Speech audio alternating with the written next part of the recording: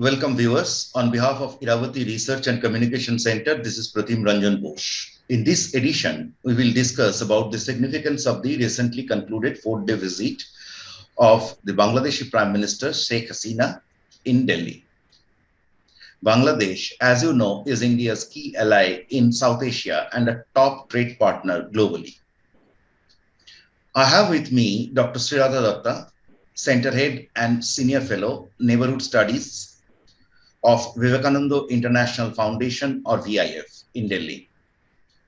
Dr. Datta is a well-known academic and expert on regional issues. She is also a mentor of Iravati Research. Welcome, Dr. Datta. Thank you. Happy to be here. I also participated in a few research projects spearheaded by her. Together, we will try to find out the future direction of Indo-Bangladesh cooperation, which is the cornerstone of regional cooperation in South Asia. Pratim, there's a lot of conversation on the economic and the trade. We've also discussed it ourselves a lot. This time, I think the both sides agreed to the fact that they're going to start working on the CEPA. And we really hope that as soon as possible, we'll be able to sign that agreement. Why don't you explain the contours of CEPA a little bit to all of us? Well, the primary thing is that we know certain basic grounds of it. Bangladesh is not part of any trade bloc or any trade agreement. What it is, the current trade is mostly under the Indian offer to all LDCs, and partly as part of SAFTA, South Asian Free Trade Agreement, which Bangladesh is a party, but one must remember that SAFTA is not implemented, literally. Now, we know from the Indian experience and the global experience that trade agreements are not really successful in bringing investment. So, given that, what is required is considering Bangladesh is a key ally, and now that all are all have the understanding that they need each other. It is not possible to grow separately or in an isolated manner. In the past, Bangladesh view its ready-made garment sector. That's fine, but there is a limit to which you can do that, and they have hit that ceiling. Now Vietnam is giving them very tough competition, and please remember there is a FTA with Vietnam. So, given that, what is required now is probably, is to, one is to have, and Bangladesh will graduate from LDC. So it will not get LDC benefits by 2026. That is done and dusted. So Bangladesh economy needs to graduate. It has invested a lot in infrastructure. It needs to graduate. It has to be more competitive now. It cannot live on certain concessions. So that is one part of the story, which means Bangladesh has to bring down its tariff structure. India is already giving Bangladesh free, it is import duty free. So Bangladesh CEPA will help Bangladesh enjoying the same benefit beyond 2026. But India will enjoy more market access in Bangladesh because Bangladesh has Bangladesh and many other regional small countries, they have a peculiar thing called para-tariff. Okay, so the barrier is very high. So that barrier they have to bring down.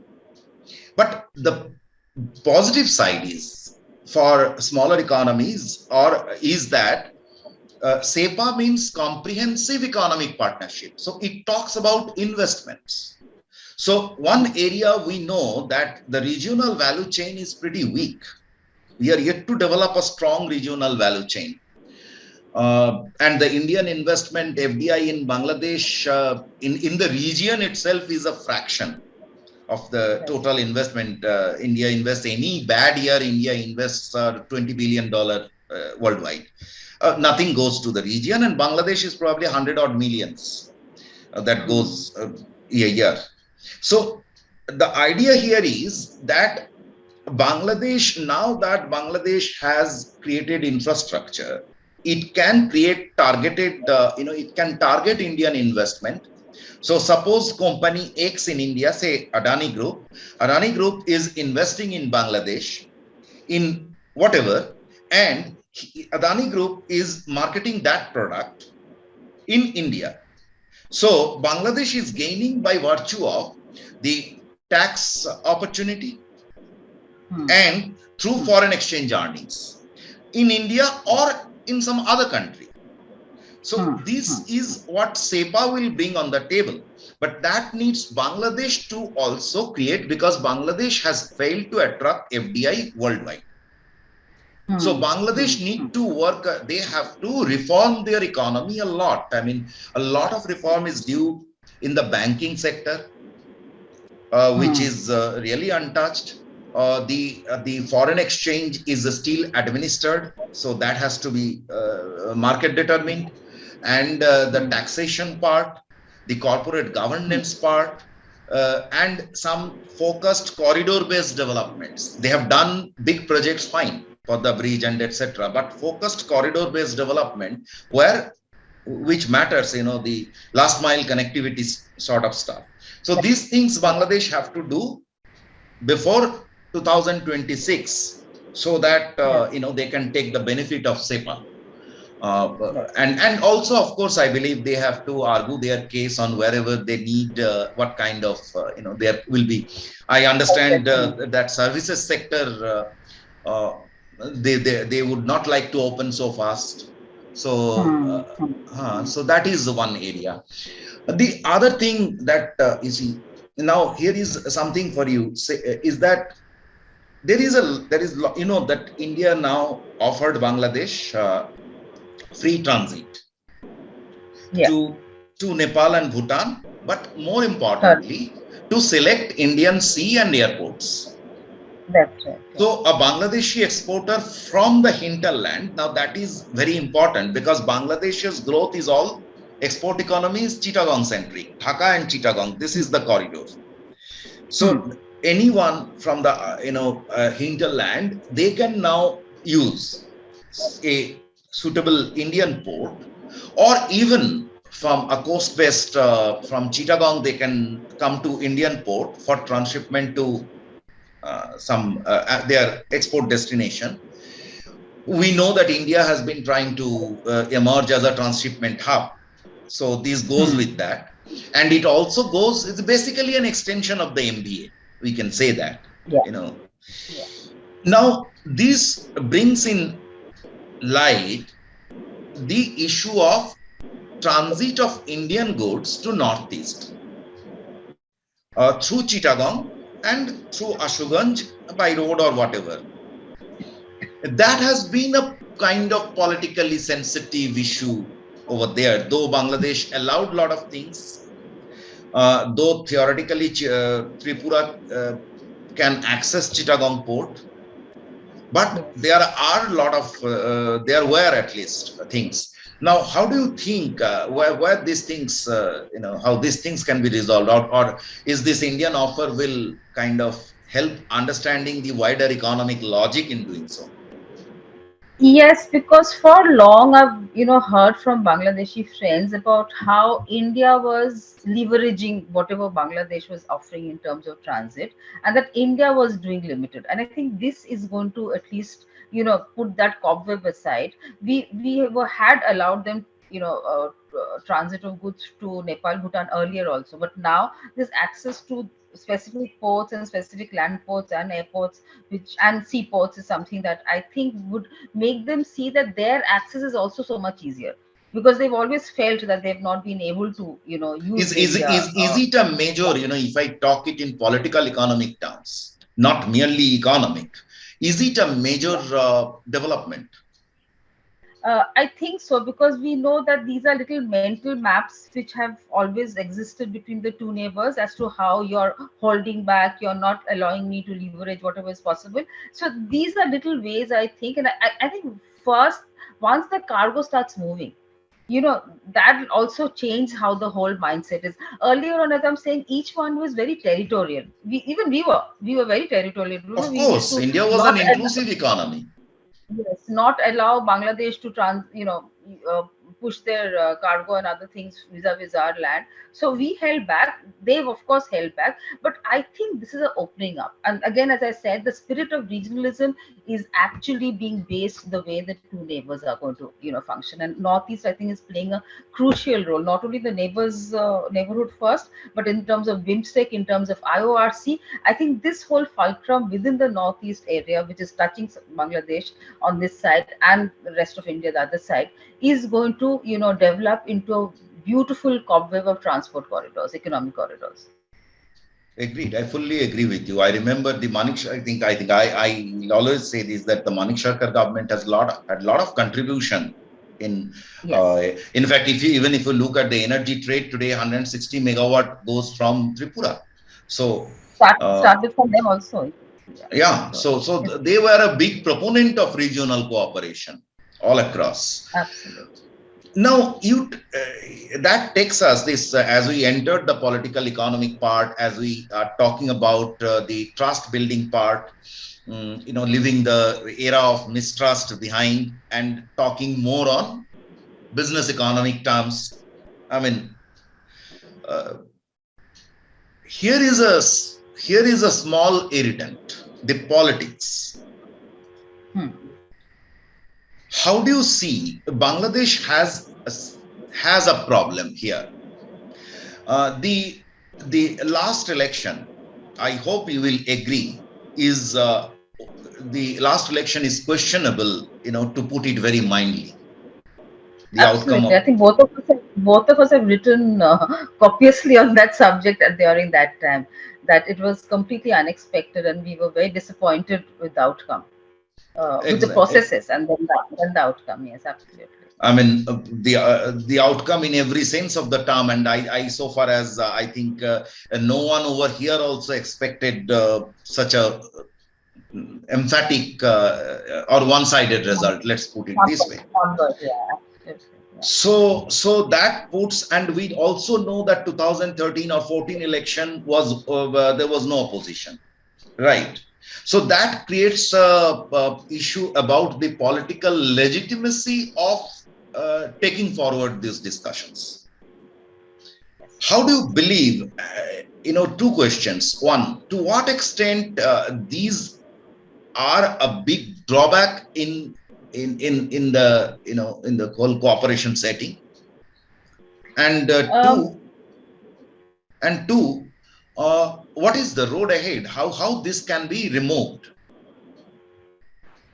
It's quite ironic, really, because last few months I've been noticing Prime Minister Sheikh Hasina herself has been, of course, maybe because of the US, particular issue, how Bangladesh needs to be a far more vibrant democracy, and that is only possible when there is a vibrant opposition. Now, we all know the existence of the opposition, which is really zero. But at the same time, while we understand Khalida Zia and her son and the legalities and how they're not allowed to participate, but any of these other social movements that has taken place in Bangladesh in the last couple of months, whether you remember that bus accident, the student movement. Exactly, that was a big movement. Yes, even previous to that, the T-labor movement just recently. Yes, recently, and previous to that, the Shahbag movement. I'm disappointed to see that there is no opposition, how should I say, presence there. I mean, you might not have, a leadership in that sense, but we all understand in Bangladesh, which is almost equally split between two political parties. I mean, is it? Are you saying you are disappointed to see no opposition, or if I can put it is like this, that we are disappointed to see that no leader is coming up, new gen leader is coming up? Yes, exactly so. And we've seen this in South Asia, that every political leader is so reluctant to have a hierarchical structure put in place. There is no structural process there except for family oriented politics that takes place. So and that makes it a double whammy for Bangladesh, that you don't have legitimate or credible opposition because lack of leadership, lack of participation, and also because as you mentioned, the elections, whether it was 2014 when they didn't participate, 2018 they said they were going to participate, but we know what happened. So there is a questionable legitimacy about this particular government. And every time, even that time, I think both of us were constantly being interviewed on this, as to whether, in fact, even recently, just when Sheikh Hasina was here, BBC Bangladesh interviewed me on this, that if India had not supported Bangladesh on those elections, how do you think it would have gone? And I stand by my positions by saying that even if India did not support, uh, Bangladesh would not have stepped down. This particular government, I'm No, saying, Sheikh Hasina here led government, let me we ask would you have. this. Let me ask you this. I also heard the same, faced the same questions, and we constantly see the media narrative about this India or the popular narrative. Now, here is a question that the Indian support is to a government. It is not merely India; the entire world supported. They got the recognition. Now the question is about the process of election or the other issues, which is not in the hands of any foreign country. It is it is it is. Absolutely. I mean, it is not the job of a foreign country to create, say, for example, in India, Mr. Arvind Kejriwal or Mr. Man or this and that, KCR in Telangana. So many leaders. So where are leaders in Bangladesh? Why there are no leaders in Bangladesh? Yes, I mean, that's really a pity, because if I mean, Bangladesh by nature is a political nation. I mean, everybody's interested in politics. It doesn't matter what their profession is or which part of the country they belong to. In that position, especially when, as I said, Awami League and basically this is a two-party system for very long. Jatiya was kind of siding up with each other, but Yeah, a two-party. always in the power. Whosoever is in. It is really sad when there is a crisis of leadership that we haven't found. And both of us are aware of the fact that we know them personally. There are many second rung leaders in BNP, but we don't see their presence anywhere. And that's a pity. And so, I mean, how does Bangladesh, as I said, it's nobody else's business as to how Bangladesh conducts its, free and fair election. But how do we see a free and fair and credible election with full participation of opposition? There is, of course, recently, I think in In fact, August, they if we just declared some. rephrase, if we can rephrase this, is that from Indian perspective or from the global perspective, it is not anyone's interest how Bangladesh manages its business. No one should interfere there and should not know. The question is what interests us is that any decision that the government takes, for example, let's talk about CEPA, which is a very big step for Bangladesh, right? Or whatever.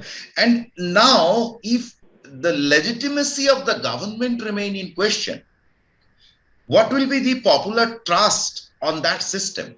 So, will there be a big trust deficit in that system? And do we have to live with that trust deficit? Agreement between governments is one thing, but people accepting an agreement and, adhering to that is another thing.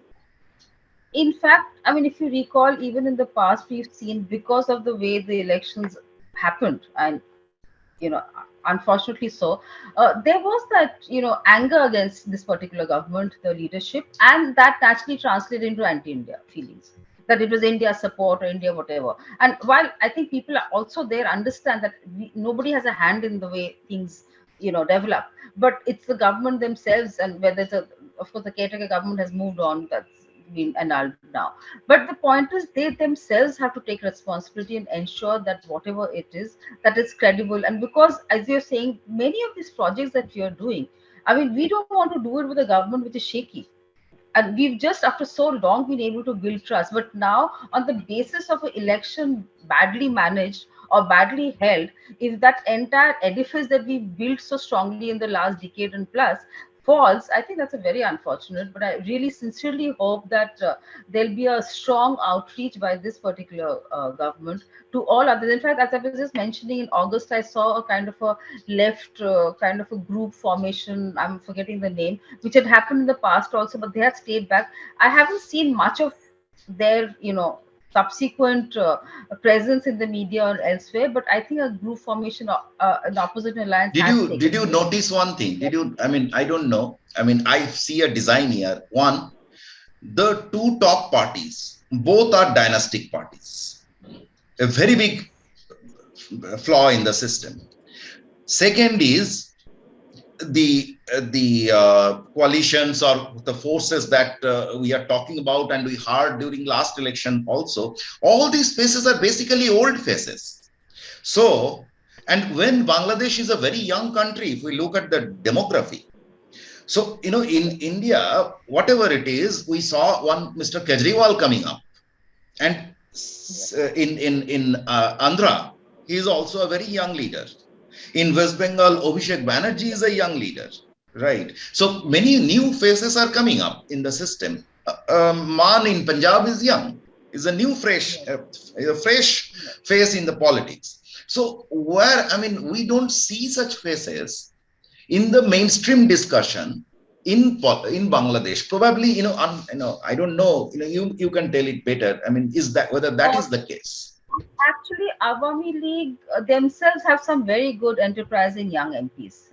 I've had the But chance to that meet that is many that of is them. stuck in the dynastic politics. Yes, but there is, as I said, within the opposition alliance, there is no new young leader which is emerging, and we always hope that there'll be some particular, bright moment when somebody will emerge from these unknown quarters. But I think it's a young nation, and there is again a huge, I think, enterprising young people across, and we've seen how whether it's women, there's been a huge support for women leadership. I think initially 30 seats were reserved for them. Now I think 20 more, so 50. But I'm just surprised. Even within that, we don't see so many young, leaders emerging into the mainstream. They're Some there some at the some women background. leaders came up. I remember I forget the name. One, she was a lawyer, uh, but she was a minister for briefly. But then we don't see them in the the Yes, somehow the main thing is yes. captured by some old Especially faces. the old senior faces, and this is true for both Awami as well as the opposition. All other opposition is the regular known faces which keeps coming up. But we really hope that there's still time. There's a year to go for the elections to come. So I hope there'll be a new kind of initiative where they on all sides support, because I think even Bangladesh wants to see where credible election being held, credible people fighting free and fairly, and may the best person win. It doesn't matter which particular party, but the point is that we must have fresh faces here. And I think there is, and we've seen that in the past there has been corruption issues across the board. This is not with one particular party. We've seen how there's been a lot of misgovernance. So those things need to be addressed, and a nation which has done so well for themselves need to address these gaps, and can happen with when young leadership, I think, emerges. I have a lot of faith in young people.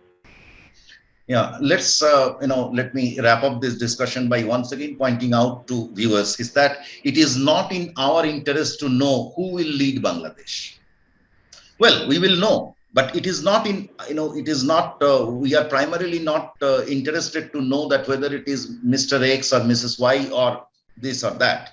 The issue here is that what the world is more keen to see in Bangladesh is that the political stability remains intact, because the world doesn't want to see an unstable Bangladesh. India doesn't. No way. And the region cannot afford an unstable Bangladesh, a country of 17 crore people, must not remain unstable.